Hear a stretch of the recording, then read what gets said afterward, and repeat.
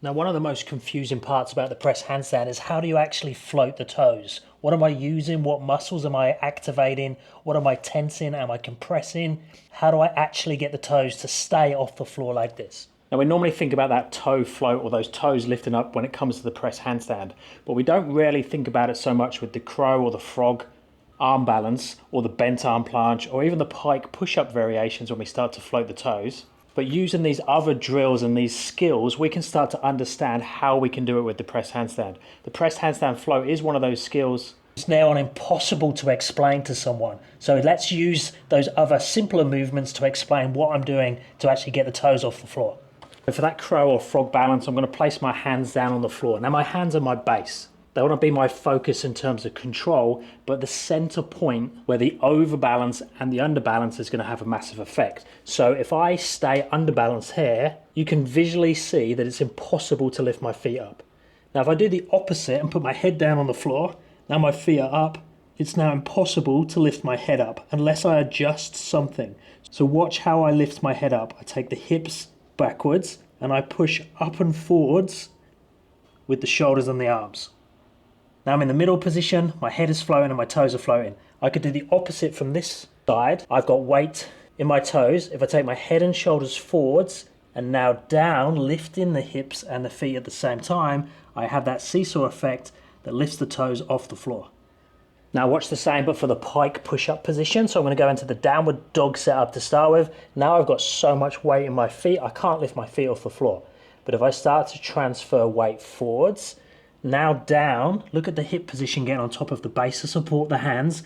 Now my toes have lifted up because I've got enough weight forwards of the base and enough strength and balance in the position to allow the feet to rise. Now watch the same with the bent arm planche or even the elbow lever position. So the bent arm planche would be the harder variation. If I hold this position, it's obvious that I can't lift my toes up. But watch what happens when I start to take the head and shoulders forwards and I keep going to the point where I've got more weight in front than behind. I can lift the toes up. It's hard to talk in a bent arm planche.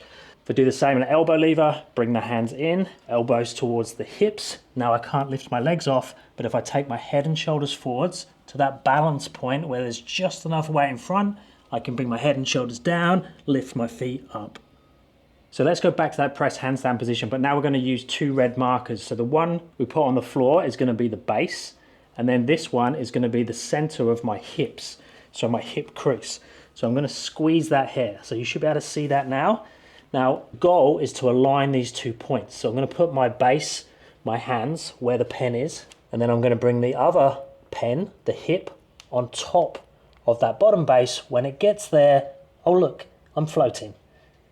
Now obviously just getting there isn't the whole picture because I need to have that strength, condition and those upper back muscles to hold the position. Now the cleaner your stacking is and the less lever arms, the less things sticking out in either direction, the less strength you need. So a good example of that is if I do exactly the same thing, but now I'm going to go into a planche press, which is a harder position because I'm taking my shoulders lower and further forwards and keeping my legs further backwards. But now I can float. But that's a harder position because I'm using more strength and less stacking. But the same principles apply, just different amounts of energy. The same as if I bend the arms into that pike push-up type position or a bent arm press. So I come into that same position, pens are just about there on top of each other, but then if I bend, watch what happens, it pulls my legs up, but I'm still getting that same stack in that sweet spot. Watch those points again for the crow position, too much weight backwards in the toes, put them on top of each other, now the toes can float.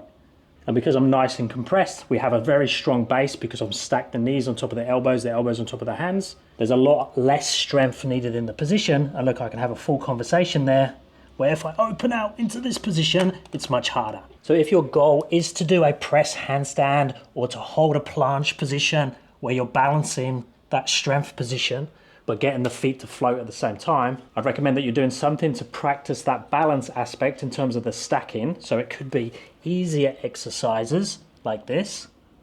You're doing the mobility work to make sure that your body can stack enough to get into the positions that you're trying to get to. And that you're doing the strength drills to make sure that you have the strength to hold the position once those toes start to float. Now that all depends on your current level, the skills you're working towards, but those same principles apply. Now, I find these concepts very interesting, but they're very hard to teach. We'd love your input on this one, so stick any comments down below. Let me know if you have any questions. Reach out if you'd like coaching, and I'll speak to you in the next one.